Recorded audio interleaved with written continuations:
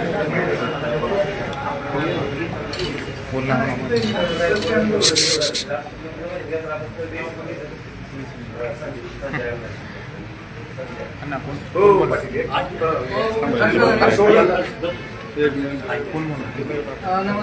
एक मिनिट.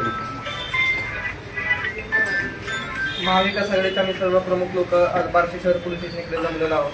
आणि कारण आपल्याला असं माहिती आहे की बार्शी शहर राष्ट्रवादी काँग्रेसचे राजेंद्र पवार बार्शी तालुक्याचे तालुकाध्यक्ष आहेत शांताराम जाधवर यांची 2 चाकी व 4 चाकी गाडी ही जाळण्यामध्ये आली आणि ही गाडी जाळली आणि हिची पार्श्वभूमी पण आपल्याला माहिती आहे की जो एक व्हिडिओ व्हायरल झाला होता महिन्याभराखाली, त्या व्हिडिओशी संबंधित जी काही कोणी शिबिगाळ केली आहे कुठल्या व्यक्तीने, त्या व्हिडिओशी संबंधित हे आमच्या सर्वांचा आम्हाला ठामपणे सांगू शकतो आम्ही पदाधिकारी की राजकीय गुंडागर्दी बार्शीमध्ये जी सुरू आहे हे कुठेतरी थांबली पाहिजे.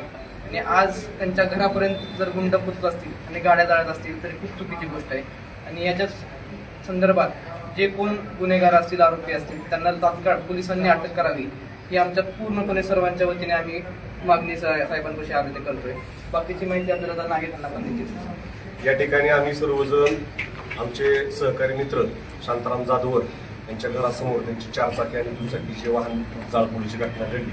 त्या संदर्भानं आदरणीय पोलीस निरीक्षक कुकडे साहेब यांना निवेदन देण्यासाठी महाविकास आघाडीच्या वतीनं आदरणीय सुधीर भाऊ विशाल भाऊ यांच्या नेतृत्वाखाली उपस्थित झालेलो आहोत.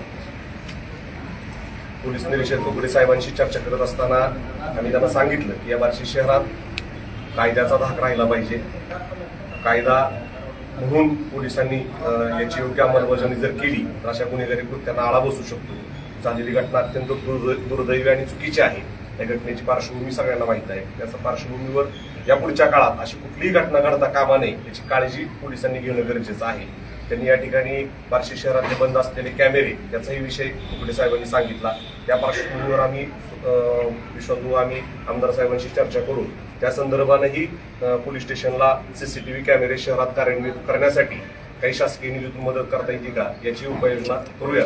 मात्र हे प्रकार थांबले पाहिजे यासाठी पोलिसांनी कठोर पावलं उचलण्याची गरज आहे.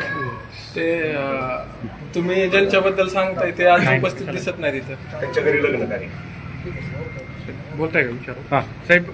रोहित पवारने एक ट्विट करत असा आरोप केलाय की प्रशासनावर मध्यंतरी बार्शी शहराचा व्हिडिओ व्हायरल झाला तो आणि जाळपोळ प्रकरण वरच्यावर बार्शी शहरात वाढत आहे. तर मग कुठेतरी प्रशासन का गप्प आहे का पुन्हा एकदा संतोष देशमुख सारखं प्रकरण व्हायची प्रशासन वाढ बघतंय का असा गंभीर आरोप रोहित पवारांनी ट्विट करत केला.